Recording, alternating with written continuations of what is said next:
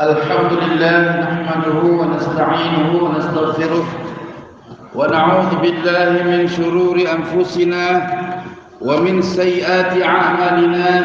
من يهده الله فلا مضل له ومن يضلل فلا هادي له. أشهد أن لا إله إلا الله وأشهد أن سيدنا محمدا عبده ورسوله لا نبي بعده. أما بعد أوصيكم بتقوى الله فقد فاز المتقون. بسم الله الرحمن الرحيم. قل إن كنتم تحبون الله فاتبعوني يحببكم الله. اللهم صل وسلم على سيدنا محمد صلاة تكفر بها السيئات وتمحو بها الخطيئات وتغفر بها الذنوب وتلطف بها القلوب وتستر بها العيوب وتكشف بها العيون وتجتمع بها الخيرات والبركات في الحياة وبعد الممات ببركة كلمة الإخلاص لا إله إلا الله الملك الحق المبين محمد رسول الله محمد رسول الله الصادق وعد الأمين والحمد لله رب العالمين. Ma'asyiral kaum muslimin, jamaah salat Jumat yang dirahmati oleh Allah. Agama ini diturunkan oleh Allah Subhanahu wa taala bukan berdasarkan asumsi. Agama ini diturunkan oleh Allah Subhanahu wa taala bukan berdasarkan katanya dan katanya. Agama ini diturunkan oleh Allah Subhanahu wa taala bukan berdasarkan cerita dongeng. Agama ini diturunkan oleh Allah Subhanahu wa taala berdasarkan wahyu. Artinya tuan-tuan yang dirahmati oleh Allah, ketika agama ini diturunkan oleh Allah berdasarkan wahyu, maka isi yang ada di dalam agama ini semua bersumber daripada wahyu. Perkataan Nabi adalah juga berdasarkan wahyu, karena Nabi tidak akan pernah berkata-kata sesuatu, berbicara tentang sesuatu yang keluar daripada kaedah wahyu. Allah Subhanahu wa taala menyebutkan karakter Nabi Muhammad sallallahu alaihi wasallam di dalam Al-Quran, wa innaka la'ala khuluqin azim. Akhlak Nabi akhlak yang paling agung. Jadi mustahil bagi Nabi menyampaikan sesuatu kedustaan di dalam hidup ini dalam beragama. Maka tuan-tuan yang dirahmati oleh Allah, ulama-ulama dahulu semua menyambut dan memberikan risalah-risalah yang disampaikan dari baginda Nabi kepada sahabat sampai kepada kita hari ini, semua berdasarkan ittisal riwayat. Karena teman-teman semua, hadirin semua, akhina fillah semua yang dirahmati oleh Allah, dusta itu adalah perkara yang sangat membuat agama ini membenci dan sangat anti kepada kedustaan. Lalu kita harus tahu apa yang dimaksud dengan dusta sebetulnya. Ma ma'nal kadhbi? Ma ma'nal kadhbi? Apa yang dimaknakan dengan makna dusta? Dusta secara makna lughat adalah perkataan yang tidak benar. Kalamun bi ghairil haqq. Perkataan yang tak benar, perkataan yang tidak benar namanya dusta, teman-teman. Perkataan yang tidak benar namanya dusta, wahai saudaraku sekalian. Lalu takrif dusta menurut makna istilah al-kadhbu atau al-kidhbu huwal maqalatu tujarridu 'anil riwayati was sanad. Dusta adalah ungkapan, perkataan, hikayat, cerita-cerita apapun yang keluar atau sunyi, tidak ada sudut riwayat dan sanad. Itu dusta namanya. Walaupun masyhur. Contoh, kita tahu cerita Malin Kundang. Seorang manusia dengan satu keluarganya jadi batu gara-gara menafikan ibunya. Dan kita juga tahu kisah tangkuban perahu, sangkuriang dari manusia yang kemudian dikutuk menjadi anjing. Tuan-tuan yang dirahmati oleh Allah, kisah itu adalah dongeng sebelum tidur. Boleh kita percaya kisah itu sebatas cerita, karena memang ceritanya terkenal. Dan ada satu gunung yang memang seperti bentuknya seperti perahu. Begitu juga Malin Kundang. Ada satu kisah cerita yang dikait-kaitkan, ternyata memang terlihat secara bukti artefak. Ada bentuk manusia yang menjadi patung yang sedang bersujud. Ada kapal yang jadi batu. Tapi kita bisa tahu bahwa riwayat itu tidak ittisal dengan riwayat dan sanad. Akhirnya fillah yang dirahmati oleh Allah. Kalau kita lihat cerita-cerita seperti itu, cerita palsu tapi bagaikan asli.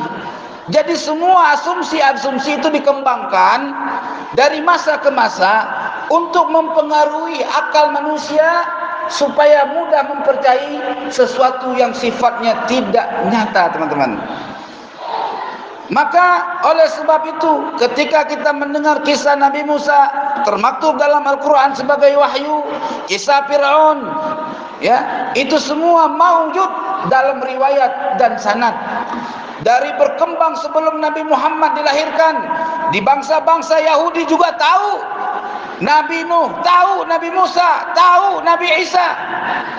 Itu bukan dongeng sebelum tidur, karena punya riwayat dari riwayat demi riwayat sampai hari ini, teman-teman saudara yang dirahmati oleh Allah. Dalam persoalan yang sedang berkembang di zaman ini adalah orang-orang banyak yang dulu kita anggap dia keturunan Nabi, membawa-bawa sadar Rasulullah, dia anggap keturunan Nabi. Sebelum kita teliti betul keturunan Nabi, teman-teman.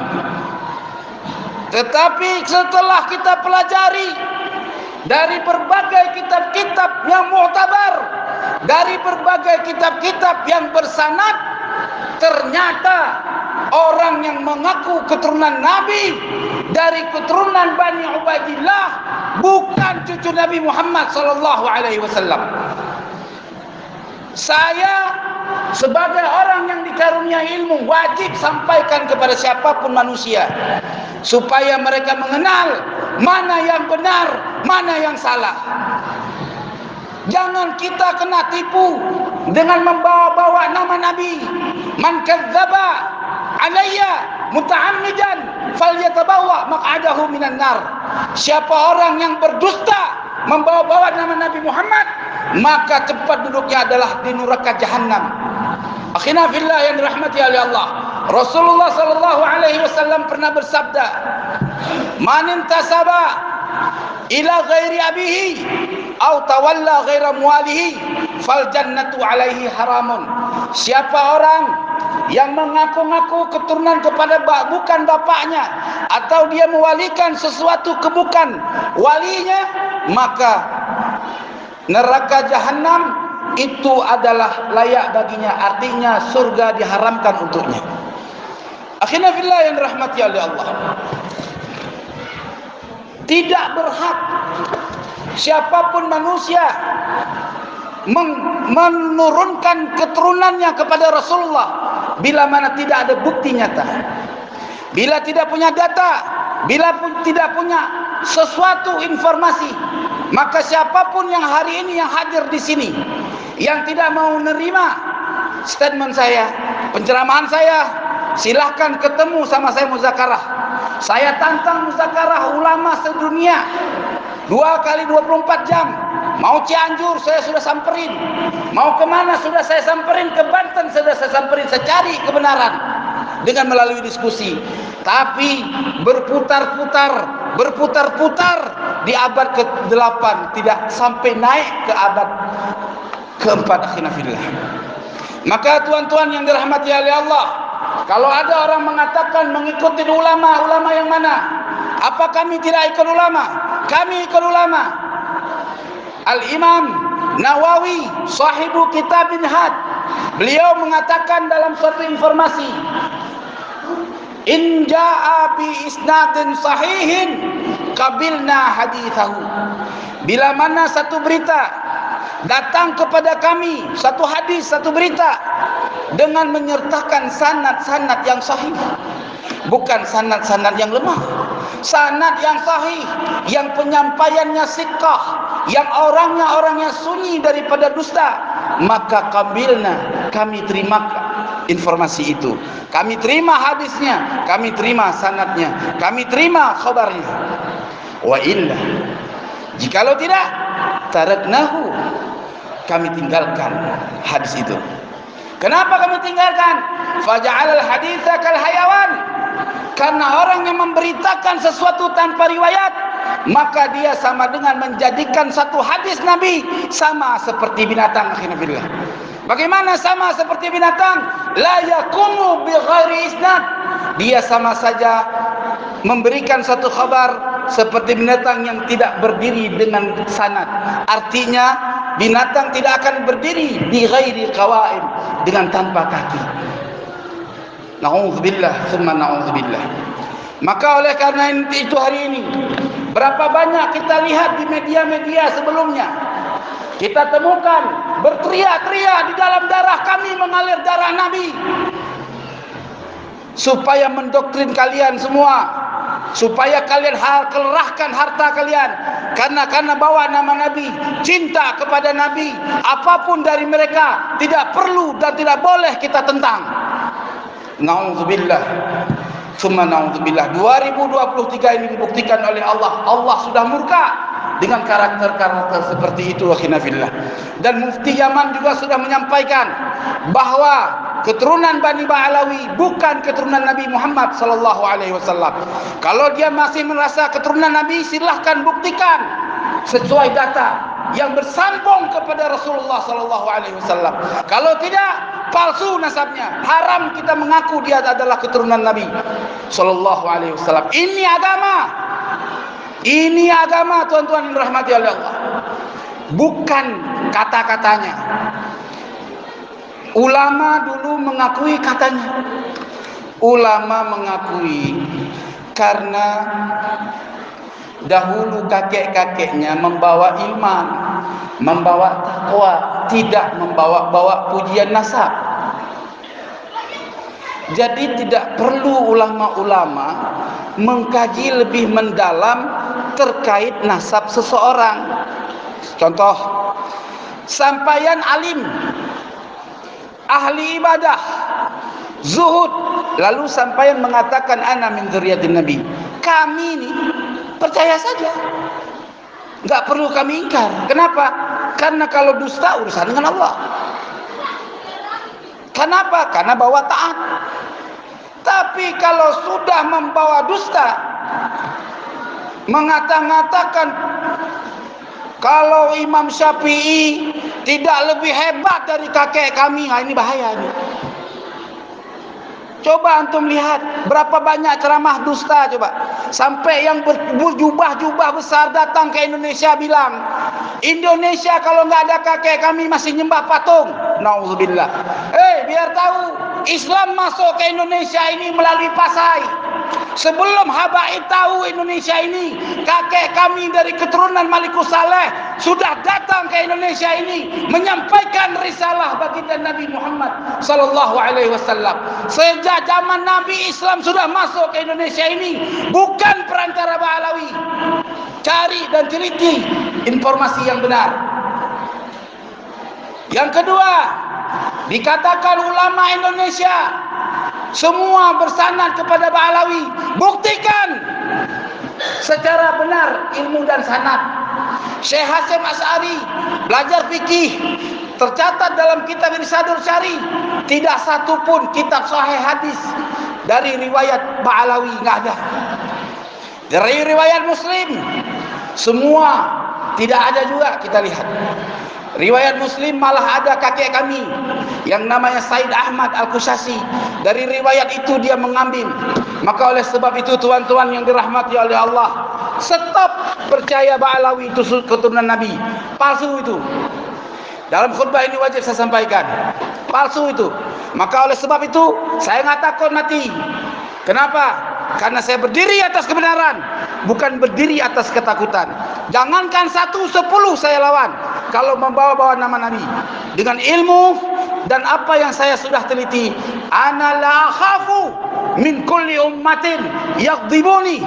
Aku tak akan pernah takut dari semua umat yang membenci saya. Oleh sebab itu dalam khutbah ini saya akhiri. Al-afu minkum. Saya akhiri khutbah ini, mudah-mudahan manfaat bagi kita dunia dan akhirat, dengan kalimat walhamdulillah wala ilaha illallah wallahu akbar. Allahumma salli wa sallim ala sayyidina Muhammad wa ala alihi wa sahbihi ajma'in. Barakallahu li wa lakum fil Qur'anil Karim wa nafa'ani wa iyyakum bima fihi minal ayati wa dzikril hakim wa taqabbala minni wa minkum tilawatahu innahu huwal ghafurur rahim. Allahumma shalli ala sayyidina Muhammad wa ala ali sayyidina Muhammad.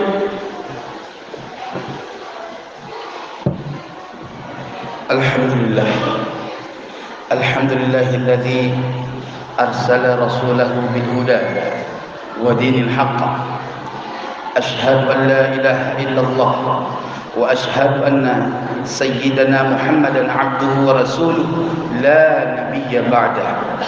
اللهم صل وسلم على سيدنا محمد صلاة تكفر بها السيئات وتمحو بها الخطيئات وتغفر بها الذنوب وتلطف بها القلوب وتستر بها العيوب وتكشف بها العيوب وتجتمع بها الخيرات والبركات في الحياة وبعد الممات.